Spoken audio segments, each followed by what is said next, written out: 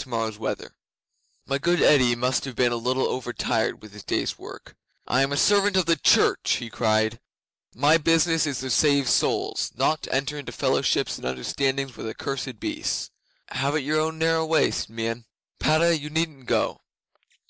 The old fellow flounced back to his ox hide at once. Man could learn obedience at least from that creature. Eddie, a little ashamed of himself. Christians should not curse. "Don't begin to apologize just when I'm beginning to like you," said Meon. "We'll have Padda behind tomorrow, out of respect to your feelings. Now let's go to supper. We must be up early tomorrow for the whiting." The next was a beautiful crisp autumn morning, a weather breeder if I had taken the trouble to think, but it's refreshing to escape from kings and converts for half a day. We three went by ourselves in Meon's smallest boat, and we got on the whiting near an old wreck a mile or so offshore. Meon knew the marks to a yard, and the fish were keen. Yes, yes, a perfect morning's fishing. If a bishop can't be a fisherman, who can? He twiddled his ring again. We stayed there a little too long, and while we were getting up our stone, down came a fog. After some discussion, we decided to row for the land. The ebb was just beginning to make round the point, and sent us all ways at once, like a cork. "Selsey Bill," said Puck under his breath. "The tides run something furious there." "I believe you," said Archbishop. "Meon and I have spent a good many evenings arguing as to where exactly we drifted. All I know is we found ourselves in a little rocky cove that had sprung up round us out of the fog, and a swell lifted the boat on to a ledge, and she broke up beneath our feet. We had just time to shuffle through the weed before the next wave. The sea was rising. "It's rather a pity we didn't let Padda go down to the beach last night," said Meon. "He might have warned us this was coming." "Better fall into the hands of God than the hands of demons," said Eddy, and his teeth chattered as he prayed. A nor'west breeze had just got up, distinctly cool. "Save what you can of the boat," said Meon. "We may need it."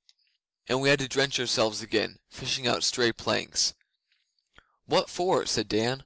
"For firewood. We need not know when we should get off." Eddy had a flint and steel, and we found dry fuel in the old gull's nest, and lit a fire. It smoked abominably, and we guarded it with boat planks upended between the rocks. One gets used to that sort of thing if one travels. Unluckily, I'm not so strong as I was. I fear I must have been a trouble to my friends.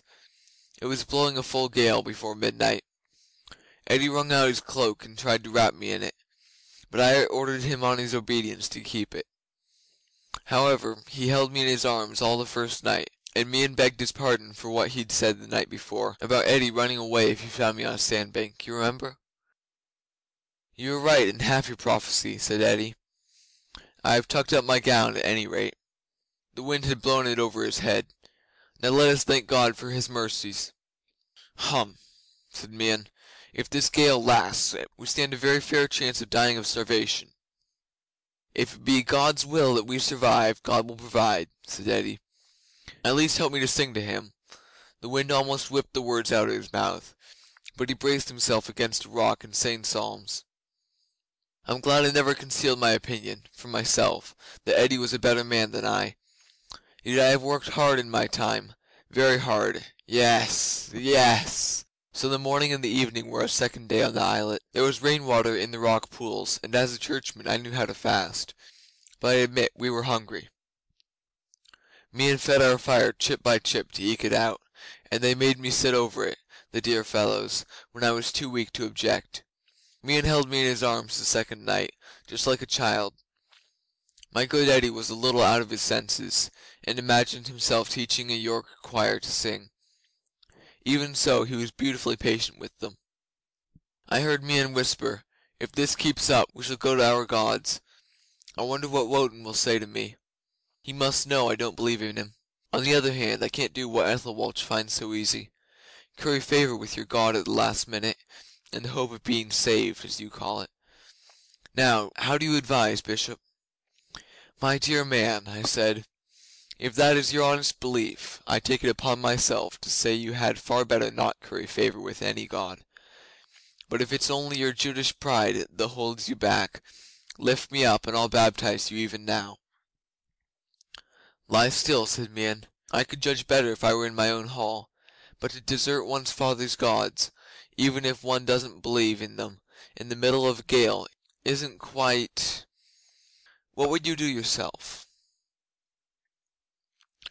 I was lying in his arms, kept alive by the warmth of his big, steady heart. It had not seemed to me the time or the place for subtle arguments, so I answered, "No, I certainly would not desert my God. I don't see even now what else I could have said." "Thank you. I'll remember that, if I live," said Mian, and I must have drifted back to my dreams about Northumbria and beautiful France, for it was broad daylight when I heard him calling on Wotan in that high, shaking heathen yell that I detested so. "Lie quiet. I'm giving Wotan his chance," he said. Our dear Eddy ambled up, still beating time to his imaginary choir. "Yes, call on your gods," he cried, "and see what gifts they will send you. They are gone on a journey, or they are hunting." I assure you the words were not out of his mouth when old Padda shot from the top of a cold, wrinkled swell, drove himself onto the weedy ledge, and landed fair in our laps, with a rock cod between his teeth. I could not help smiling at Eddy's face. "A miracle! A miracle!" he cried, and kneeled down to clean the cod. "You've been a long time finding us, my son," said Mian. "Now fish, fish for all our lives. We're starving, Padda."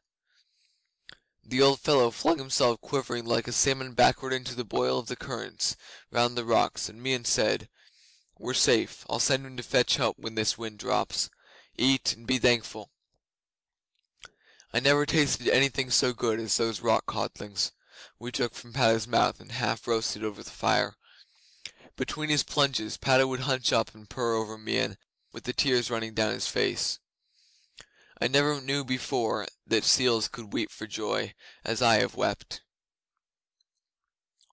"Surely," said Eddy with his mouth full, "God has made the seal the loveliest of his creatures in the water. Look how Padda breasts the current. He stands up against it like a rock. Now watch the chain of bubbles where he dives. And now there is his wise head under that rock ledge. Oh, a blessing be on thee, my little brother Padda." "You said he was a child of the devil," Mian laughed. "There I sinned," poor Eddy answered. "Call him here, and I will ask his pardon. God sent him out of the storm to humble me, a fool." "I won't ask you to enter into fellowships and understandings with any accursed brute," said Mian, rather unkindly. "Shall we say he was sent to our bishop as the ravens were sent to your prophet Elijah?" "Doubtless that is so," said Eddy. "I will write it so if I live to get home." "No, no," I said. "Let us three poor men kneel and thank God for His mercies." We kneeled, and old Padda shuffled up and thrust his head under Mian's elbows. I laid my head upon it and blessed him. So did Eddy. "And now, my son," I said to Mian, "shall I baptize thee?" "Not yet," said he. "Wait till we are well ashore and at home. No God in heaven shall say that I came to him or left him because I was wet and cold. I will send Padda to my people for a boat. Is that witchcraft, Eddy?" "Why, no. Padda will surely pull him to the beach by the skirts of their gowns, as he pulled me in Wittering Church to ask me to sing. Only then I was afraid, and did not understand," said Eddy. "You are understanding now," said Mian, and at a wave of his arm off went Padda to the mainland, making a wake like a war boat till we lost him in the rain. Mian's people could not bring a boat across for some hours. Even so, it was ticklish work among the rocks in that tideway. But they hoisted me aboard, too stiff to move, and Padda swam behind us, barking and turning somersaults all the way to Manhood End. "Good old Padda," murmured Dan. Then we were quite rested and reclothed, and his people had been summoned. Not an hour before, Mian offered himself to be baptized. "Was Padda baptized too?" Una asked. "No, that was only Mian's joke, but he sat blinking on his ox hide in the middle of the hall, when Eddy, who thought I wasn't looking, made a little cross in holy water on his wet muzzle. He kissed Eddy's hand. A week before, Eddy wouldn't have touched him. That was a miracle, if you like. But seriously, I was more glad than I can